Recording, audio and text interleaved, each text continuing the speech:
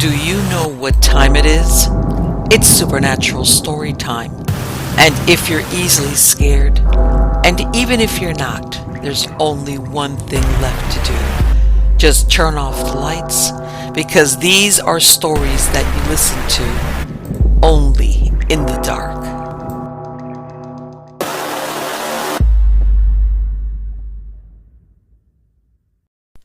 Mostly Chilling Stories, Volume 1, Story Number 1.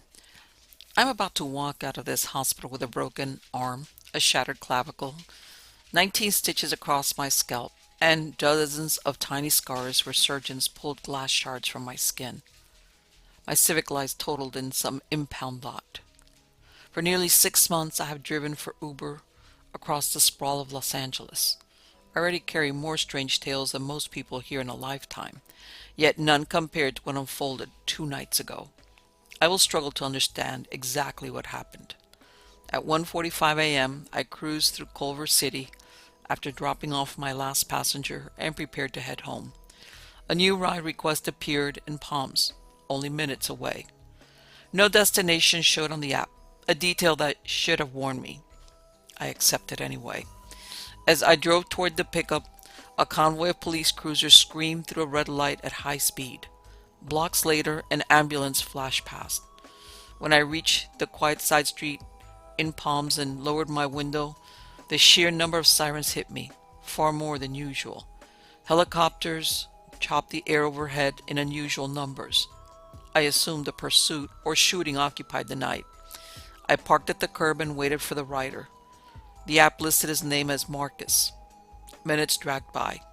He lived in one of these aging apartment complexes built as military housing in the 1940s, now rented out by a landlord who charged steep prices for cramped units.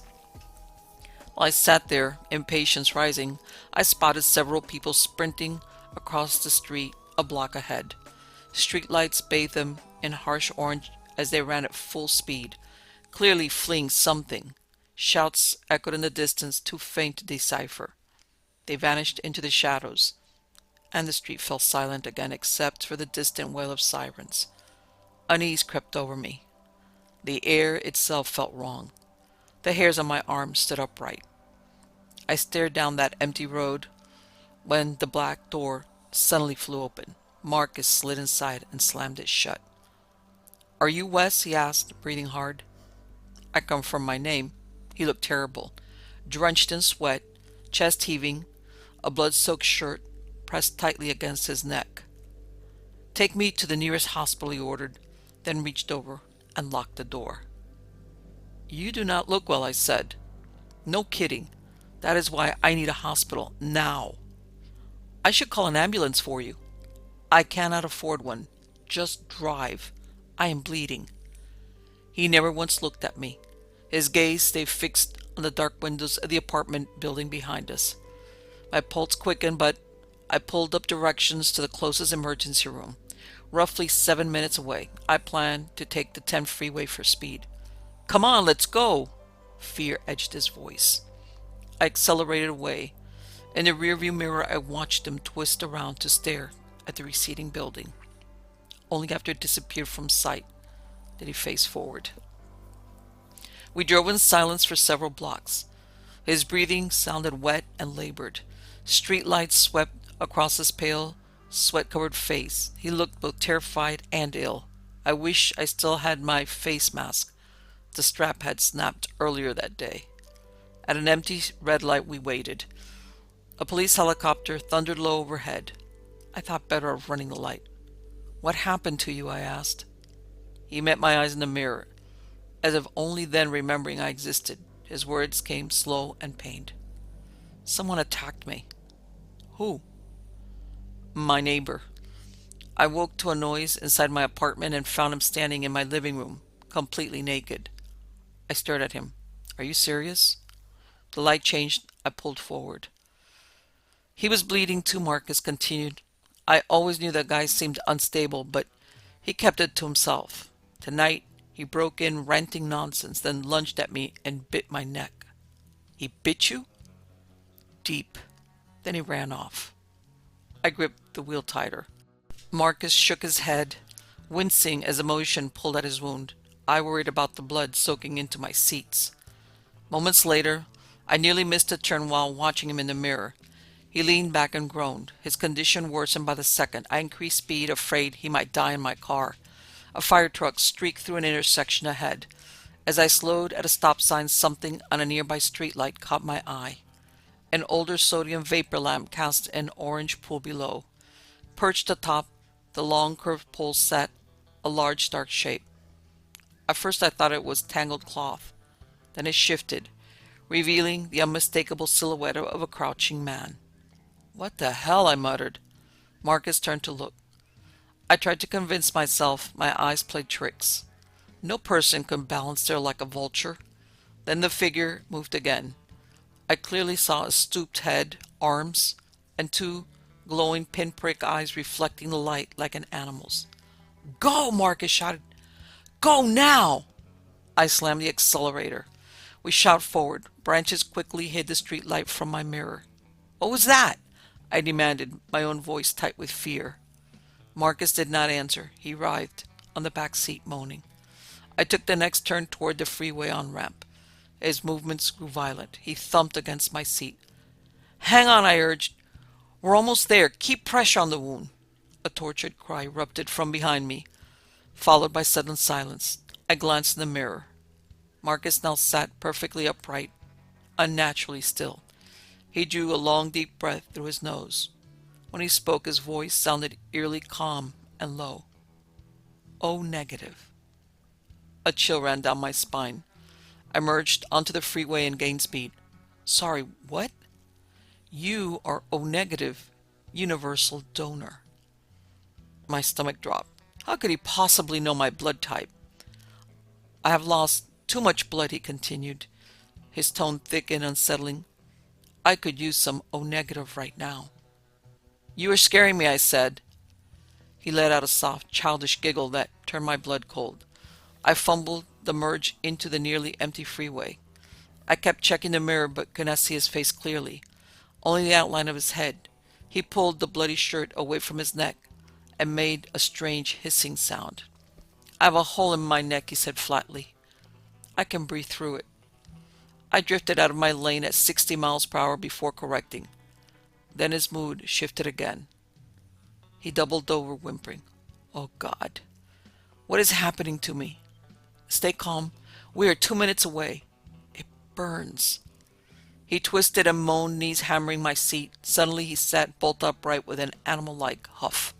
Silence. "You okay?" I asked. Only the wet wheeze of air through his throat answered. I accelerated toward the exit. Then his voice returned, cold and filled with pure malice. "I'm going to kill you, but you will not die. Hey, take it easy. I'm going to drink the life right out of you, O negative." Terror flooded me. I straightened in my seat. "Look, I do not want trouble, but I know Brazilian jiu-jitsu and I can defend myself. This ride is over. I am pulling over." I glanced up at the mirror. The back seat was empty. I tilted the mirror frantically. No sign of him on the floor either. That was when I felt cold breath on my cheek, the stench of distant decay. I froze, hands locked on the wheel. He wheezed softly into my ear. I turned my head slowly. His face hovered inches from mine. But this was no longer the man I had picked up. His skin glowed deathly pale. Black lips peeled back from teeth filed into sharp, jagged points. His eyes had become swollen, murky red pools with no pupils or irises. Below his chin, the bite wound gaped raw and torn. He inhaled deeply through both his nose and the hole in his throat, as if savoring my scent. Then he attacked. He lunged, clawing and snarling like a feral beast. I fought desperately, abandoning the wheel to strike him with both fists as he tried to tear into my throat. An instant later, the car slammed into the concrete barrier, flipped sideways, and launched off the overpass. The fall stretched into eternity. The moon drifted past the window. The car tumbled. Loose items floated around me. Marcus, unbelted, bounced violently inside the cabin. Then the orange-lit asphalt rushed up to meet us. I remember nothing more until I woke in the hospital, thrashing wildly and accidentally kicking a nurse. "You are lucky to be alive," they told me. They also told me the paramedics and police found me completely alone in the wreckage. No passenger, no bloody shirt, no trace of anyone else. The officer who visited seemed skeptical. He suggested that if someone had been with me, they must have walked away from a crash that should have killed us both. My mother is flying in from Texas and should arrive soon. My cousin, the only local family I have, remains in Canada, filming another low-budget holiday movie. My injuries will heal. The deeper problem is everything else. The sirens never stopped. The helicopters kept coming. People still run through the streets. I saw something impossible crouched on that street light. Now the hospital buzzes with frantic activity. New patients arrive constantly. Military helicopters roar past the windows. Distant screams echo down the halls. Online, scattered posts describe similar horrors. Ghouls, vampires, a spreading supernatural plague. Yet, official channels remain silent. News sites say nothing. Authorities offer no warnings. Many commenters rush to dismiss every account of fake. I know better. Something ancient and hellish stirs across Los Angeles tonight. It already moves through the air, through the shadows, through the blood. I have never been more certain. If you are in Los Angeles right now, look me in the eye and tell me you do not feel it too. Story number 2. Horror enthusiasts recognize the Devil's Toy Box as the seed that inspired the infamous Lament configuration in Clive Barker's Hellraiser series. In truth, the object bears no resemblance to a toy. It consists of a small room whose floor, ceiling, and walls each form one seamless mirror. Legend claims that if you remain alone inside this mirrored chamber too long, the devil appears and claims your soul, often by flaying you alive. I mention this because 2 weeks ago, an old friend emailed me. He knew my history with strange tales and asked whether I could help his younger sister. We'll call her Elena. She lives in a quiet parish in northern Louisiana whose name I will leave unspoken for reasons that will soon become clear. Like many small towns, Elena's home features an annual haunted attraction each October. The owners call theirs Farmers' Graves, Haunted Orchard. For years, the place offered only mild thrills. The previous Halloween, the operators decided to add several interactive installations, including a windowless shack known as the Devil's Toy Box. Inside stood a small chamber lined with large mirrors. Elena never entered the box herself, but she heard vivid accounts from classmates. The attraction shut down less than a week after opening because multiple visitors required hospitalization. A large timer outside the shack tracked each occupant's day. The longest recorded time reached just over 4 minutes. The man who achieved that mark, Roger Heltz, age 52, father of 3, emerged wide-eyed and mute. He has not spoken since. One woman suffered a heart attack after only 90 seconds. A 17-year-old boy had to be dragged out while he kicked and screamed. He took his own life 2 weeks later. Town officials quickly forced the orchard to close. Yet, the stories refused to die. For the following month, the toy box dominated local conversation. Soon teenagers began sneaking onto the property at night to see the infamous room for themselves. The Sawyers, Will and Darlene, owned the orchard. When authorities ordered them to close, they left most of the attractions standing, including the bright red shack. The actual orchard lay at the back of their land, reachable only by a narrow dirt road. One night, a group of seniors from Elena's school trespassed on a dare. They found the toy box padlocked, but Will Sawyer appeared from the darkness and offered to let them inside. The boys grew excited until the door swung open on its own. They fled without entering. Rumors of midnight visits spread quickly. Most people who went claimed they met Will Sawyer after waiting beside the shack. A few insisted they stepped inside, but others dismissed those accounts. No one who entered ever emerged coherent enough to describe the experience. Last week, Elena's boyfriend Marcus visited the orchard with friends. Elena has not seen him since. His parents filed a missing person report, and she told the police about the toy box rumors, yet they barely listened. Desperate, she asked me to investigate with her. She felt too afraid to go alone. The drive from New Orleans took only 3 hours, so I invited my friend Nathan and his girlfriend Sophia to join me. We arrived in town around 5 o'clock that Saturday and met Elena at the local McDonald's, the only one in the area. Our group drew curious stares from other patrons. Four outsiders meeting a teenage girl at the town's single fast food spot naturally raised eyebrows. Sophia eased the awkwardness by noticing Elena's handmade backpack, a clever creation shaped like lumpy space princess from Adventure Time, complete with a purple zippered pouch and retro seatbelt straps. "Did you make that?" Sophia asked. Elena nodded, and Sophia's eyes widened with delight. She immediately commissioned two for herself, promising to supply the materials. The laughter that followed lightened the mood. We reached the orchard a little after 10 that night.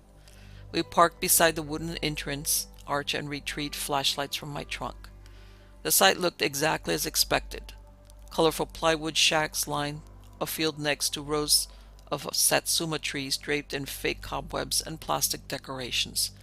Signs advertised attractions such as Horn Toss, Werewolf of Bowling, and The Exorcist, a squirt gun game aimed at a cartoon replicas of Linda Blair's face with tanks labeled Holy Water. The Devil's Toy Box stood at the end of the row, painted fire engine red. Its wide door formed one entire wall and remained padlocked. Rusted folding chairs leaned against one side. Elena unfolded one and sat down. "Now we wait," she said. "How long?" Sophia asked. "It varies, but hopefully not forever." Elena pointed toward a distant glowing window in the woods. "That is the Sawyer house. They probably already know we are here." Sophia's voice tightened. "And that is a good thing?" She turned to Nathan. "Baby, will you walk me back to the car?" Nathan looked irritated, but after some familiar back and forth he agreed. I handed him the keys, and the couple's flashlight beam soon faded into the darkness. I took a seat beside Elena. The situation already felt like a start of an old horror film, and now we had split the group. Moments later, the crunch of footsteps approached. We stood quickly and turned our lights toward the tree line. A middle-aged man with long, unkempt hair emerged. He wore an open bathrobe over a stained undershirt and sweatpants and carried an electric lantern. Will Sawyer resembled Vincent Price, cast in a laid-back southern role. He smiled and gave a thumbs up. "You here for the box?" "Sort of," Elena replied. I held up a photo of Marcus on my phone. "Have you seen this young man?" Will squinted. "Maybe. A few weeks ago, he went inside. Lasted almost 3 minutes. Then ran screaming into the woods. Came out naked from the waist down with his boxers on his head and pants around his neck, like a scarf." Elena gasped and covered her mouth as tears formed. Will grinned wider. "Want to see inside? It is breathtaking." The wide door of the toy box slowly swung open on its own. In the darkness beyond, something vaguely human-shaped shifted. "Run!" I grabbed Elena's arm and sprinted toward the entrance. A pursuit followed. Not footsteps, but one continuous scraping sound, paired with wet, panting breaths that belonged to no ordinary person. Nathan and Sophia had just reached my car when they heard my shouts. They spotted us racing toward them, faces twisted in terror. Nathan glimpsed whatever chased us, and his own face drained of color. He jumped behind the wheel, started the engine, and accelerated to meet us. He slammed the brakes inches away. I yanked the back door, but it was locked. I pounded on the windows and pointed at the lock. Nathan fumbled for the master switch. The scraping sound grew louder. By the time he leaned back and unlocked the door manually, something had already seized me. I remember only fragments, being dragged through the woods, a paralyzing sting like insect venom, then the rush of air as the door slammed shut. Bright lights flickered on. I stood inside the Devil's Toy Box.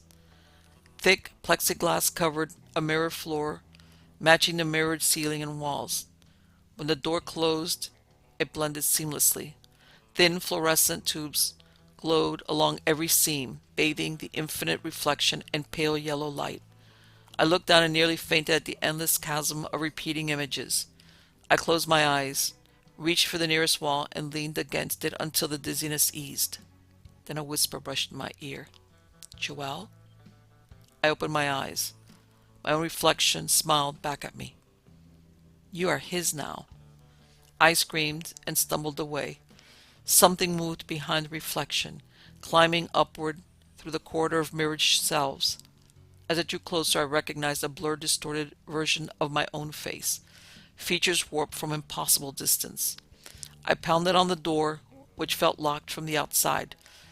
When I turned back, the reflection and normalized. Relief washed over me for a single heartbeat. Then the distorted figure erupted from the mirror beneath my feet and grabbed my legs. I woke screaming. I still sat outside the toy box. Elena stared at me with wide eyes. "Sorry.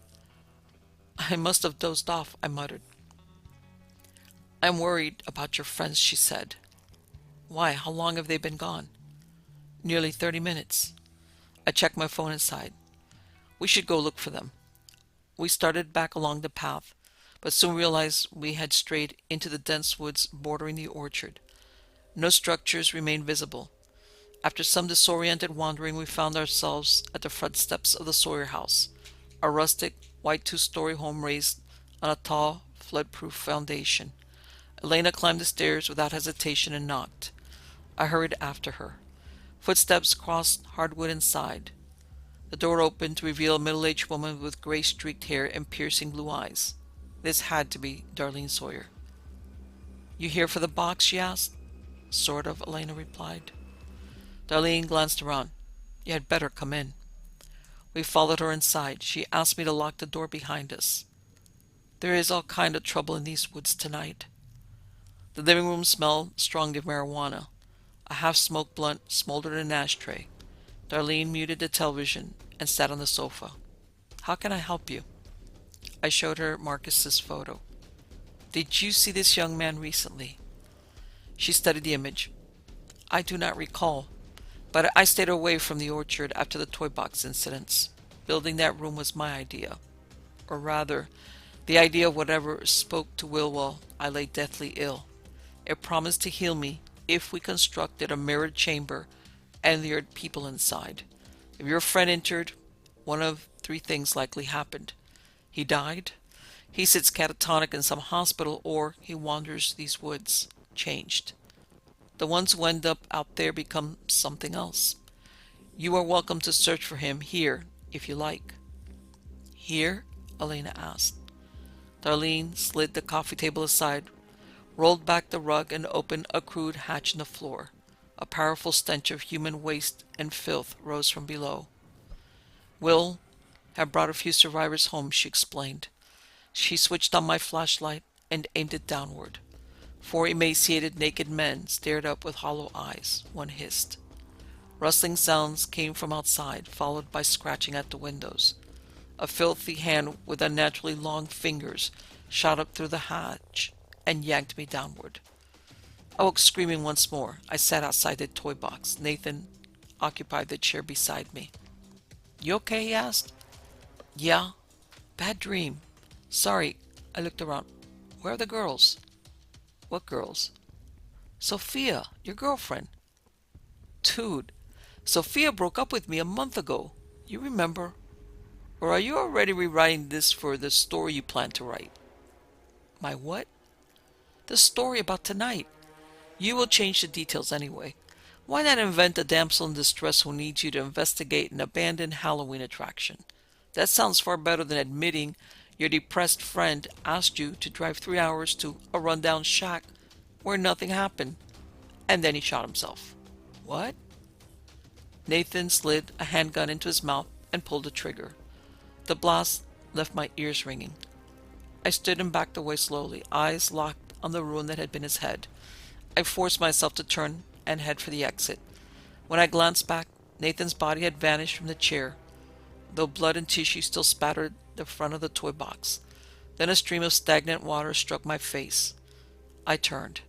Nathan's headless body draped limply over one of the mounted squirt guns from the Exorcist game. Someone or something had moved the corpse and positioned it there to torment me. That realization broke my paralysis and I ran. I reached my Jeep and sped down the dirt road. A heavy bump dislodged something from beneath the chassis. When I pulled over to check, I found Nathan's mangled body wedged underneath. The truth feels heavier than any nightmare. Nathan has struggled deeply with the breakup. I should have noticed the warning signs, yet I did not. I returned home and began writing everything down, exactly as he predicted. I reached this point when a knock sounded at my apartment. A note waited outside. "There's a package for you in the lobby." Curiosity drew me downstairs at 11 o'clock. At the bottom of the stairwell, Nathan's mutilated body leaned against the soda machine. I sprinted back up, slammed the apartment door, and locked it. The knob rattled. Something massive crashed through the wood. Except it was not my front door. The interior wall of the toy box buckled inward as my Jeep's headlights burst through. Nathan had driven the Cherokee straight into the shack. I spent 25 seconds inside the devil's toy box, the exact time it took for the impact. The Jeep remained drivable. We left immediately. I dropped Elaine at her house and apologized. I told her I could do nothing more. This is not a television show. If her boyfriend has vanished, she should contact the police. I needed to go home. Do I regret failing to help her? Yes. Yet, we disabled the toy box that night and likely spared many foolish teenagers from repeating Marcus's mistake. The troubling part is a scar it left on me. Even now, days later, as I rewrite these events, I fear it has not ended. I worry that when I wake tomorrow, I will find myself once again standing before that God-forsaken mirrored chamber, staring into reflections that have learned to stare back. Next story. My long and turbulent life, I have learned one hard truth.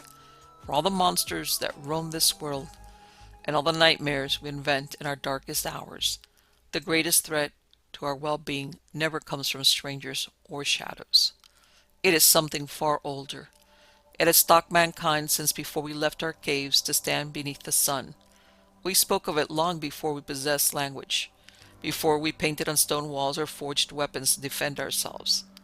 It is ancient, it is universal, and it watches me as I make these words. This is my encounter. This is my confession. I am sorry. Let me tell you exactly what happened. The package arrived on the night I moved into my new home, a graceful Victorian house in a quiet village where everyone knows one another, and locals never tire of mentioning the famous song composed here in the 18th century. It was a peaceful, remote place that seemed lifted from the pages of an old ghost story. The delivery driver hurried away the moment I opened the door. I carried the package inside. It came wrapped in elegant craft paper inside a crimson box tied with a black bow. A small tag dangled from the ribbon, addressed to the name I use for my podcast and writing. Mr. Theodore James Leah, I hope you will accept this housewarming gift from the heart. Though the house is new to you, it carries a long history that stretches back far beyond your great-grandparents' voyage to this country. May my gift amuse and intrigue you. I trust he will prove a faithful companion through this winter and many more to come. May your secrets and stories soon fill these walls. Warm regards, your biggest fan. I'd received gifts from readers before, but none so personal. Immediate unease settled over me. How had the sender learned my exact address? I guard my private information carefully after past unpleasant incidents. Still, the hour was late and nothing could be done. I carried the box inside and hoped it contained nothing sinister. I unwrapped the gift with care inside, and there was a plush doll roughly the size of a Cabbage Patch figure. Black fur covered most of its body, broken by patches of tattooed skin on the forearms. It had stretched ears, a black beard streaked with white, a wide grin that revealed a gap between the front teeth, a forked tail, and small hoofed feet. It was me, rendered as a little devil version of myself. The craftsmanship showed remarkable detail, including scars on the right arm and burns on the thumbs that few people knew about. The doll even carried my scent. Unnerved yet strangely flattered, I searched for a note or contact information so I could thank the sender and perhaps ask a few questions. In my haste, I knocked the doll over. A tinny, slightly distorted voice spoke at once. "I am so glad you let me in. You are the spookiest writer I know, and I am your biggest fan. I will be sure to inspire you." The voice sounded off, yet oddly charming. I lifted the doll, examined it under the light, and felt the old childhood impulse to hug it. I placed the doll on the bed beside my longtime companion, a plush owl named Atticus, and continued my evening routine. Deadlines never paused for a move. 2 nights later, the situation worsened. I worked late into the night editing a script for my series, The Mythos. Exhaustion pressed heavily on me, but I pushed forward in the quiet of my new office. After a particularly difficult passage, I removed my glasses, pinched the bridge of my nose, and let my headset rest around my neck. "There's always something pushing you forward," a voice said from the gaming room across the hall, usually with a pointed stick and a shrill laugh. "That is why you are the best. Your biggest fan loves you." A soft, distorted giggle followed. I crossed the hall with sweat beading on my forehead. The doll sat perched on my armchair like a demonic elf on the shelf, arms crossed, green eyes fixed on a point above the doorframe. I had not brought the doll downstairs. Fatigue and sleepless nights can cause strange lapses in memory. I convinced myself I must have carried it down early without realizing. I picked it up, returned it to the bedroom shelf facing the attic windows, and finally surrendered to sleep. You know that every day you continue to live is simply one more day you have not yet died, the voice whispered later that night. More time to tell stories. Your biggest fan awaits. I forced my eyes open. The doll stared directly at me. In the dim light, its grin appeared wider, the gap between its teeth more pronounced. I bolted upright and accidentally knocked it to the floor. "An idea for a story," it continued, its pitch shifting erratically like a faulty radio. "Care Bears have eyes facing forward, a trait evolved for predators, not prey." The laughter that followed made the doll shudder. What terrified me most was not the voice or the unnatural movement. I had written that exact idea on my computer the night before. Fear and anger surged through me. I seized the doll and shook it violently, convinced this was either an elaborate prank or the work of a stalker who had found my new address. I carried the doll to the kitchen, grabbed a carving knife, and tore open its stitching. I searched desperately through the stuffing for any sign of a microphone, speaker, or human interference. Anything that would explain the events. I found nothing. When the doll spoke again, it used my own voice, younger yet unmistakably mine. The words and phrasing differed from anything I would ever say. The content was too personal, too secret to repeat here. I burned the doll in the backyard until only scraps of fabric and ash remained. I shredded the remnant, sealed them in a bag, and drove to the far side of town to dispose of them in a public dumpster. This is the moment readers usually expect the doll to return unharmed, to begin moving on its own like the infamous haunted toys of legend. But this is not a film. Entities that lie beyond our understanding do not obey familiar rules. They do not wait for safety or build towards a dramatic climax. That same night, I used medication to force sleep. Sleep paralysis soon claimed me, as it had many times before. I lay frozen, struggling against the familiar inability to move. Then a pair of green eyes flashed in the darkness. A terrible creaking traveled across the bed frame and stopped beside my left shoulder. "You know the best thing about fear?" The voice breathed, hot and foul with the scent of sulfur and ammonia. "It makes people do woefully irrational things, especially in the heat of the moment. They say you should never look a gift horse in the mouth. Some places punish those who spurn offerings. I wonder what they would do to a miserable excuse for a man who burns one." Something with spiked legs crawled into my ear. The sensation burned. I hoped you would act rashly and set me free.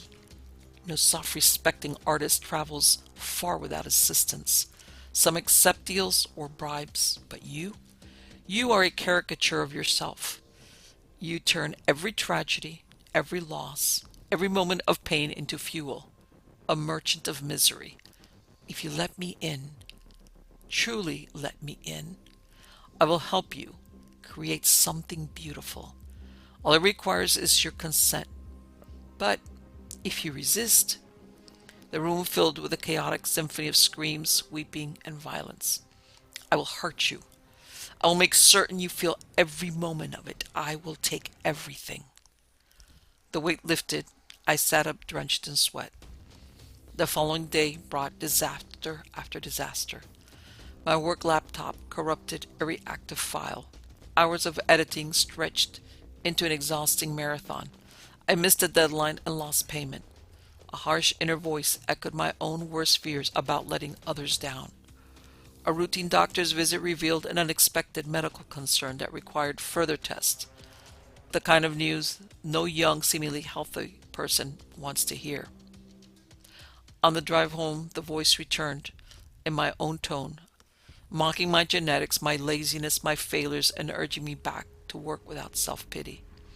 That night, my father fell out of bed, suffered a seizure, and became unresponsive.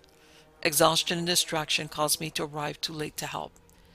I have never felt like a greater failure as a son. A new, angrier voice replaced the earlier tone. It demanded confrontation. I drove home at dangerous speed, music blasting my earphones in a desperate attempt to drown out the chorus inside my head. When I opened the front door, the house felt wrong, heavier, occupied by something vast and forbidden. At the top of the dark staircase, I saw it, a towering form crowned with complex antlers that scraped the walls as it moved out of sight. Everything about the silhouette felt unnatural and ancient. I ran to the kitchen and retrieved the same knife I had used on the doll. The deep, raspy voice echoed through the house despite the loud music. You cannot resist the dramatic touch, can you? Music, a weapon, anything to enlarge the moment. This is why you remain alone. This is why your friends keep their distance. Well, the ones who are still alive, but most of all... An invisible blow struck my stomach and dropped me to my knees. Sharp slashes, open cuts along my arms. This is why I took your child. You? A father? Never. I told you I would take everything. I never specified the order. Pain and despair crashed over me. The creature laughed as it circled. It toyed with me, allowing me to stand, wash my wounds with trembling hands, and bandage the cuts. I climbed the stairs, sat at my desk, and made the only decision left. I began to write.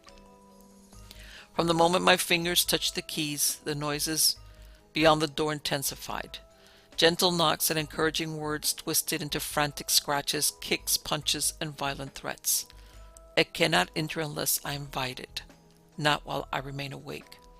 I wish I could tell you this is merely an allegory for mental strain or a cautionary tale about self-care.